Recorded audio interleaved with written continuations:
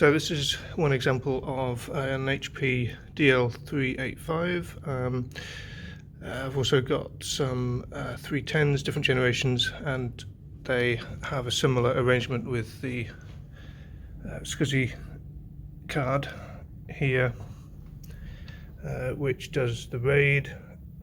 It's got a cache card and an associated battery, and that's what the screen prompt is saying is discharged. And well, after a few years, these are a few years old now, they just don't hold the charge. I've had several of these and they start to bulge. Another one here.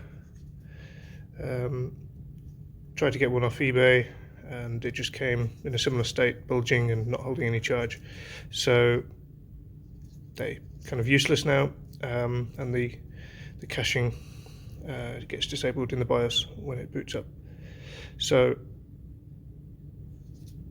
this is what we'll do. We'll take out the old cells and see if we can get it working. So this is a very cheap, just under £5 battery pack I got off eBay. 4 cells, 4 small cells, with a connector on there. Don't need the connector, but planning on mounting it inside to replace the cells that were there. It's physically a bit smaller. I haven't really compared the capacities, but it should be okay. So this is what it looks like with the original cells removed. I've got the remainder of the connectors, but they just connect underneath the circuit board, which pops out with that plastic clip.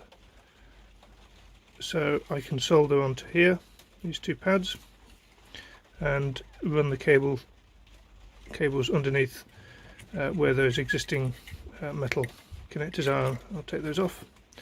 So I'll connect that up and maybe just put a bit of tape around it to hold the cells in, and see how that performs. So this is the battery pack with the cells soldered in there through the little gaps underneath the board. So I'm going to connect that up and see if that charges and holds charge to keep the cache active. So I've had this on charge for about an hour. The light on the right has stopped flashing, so it's now charged. So let's see if the cache gets enabled.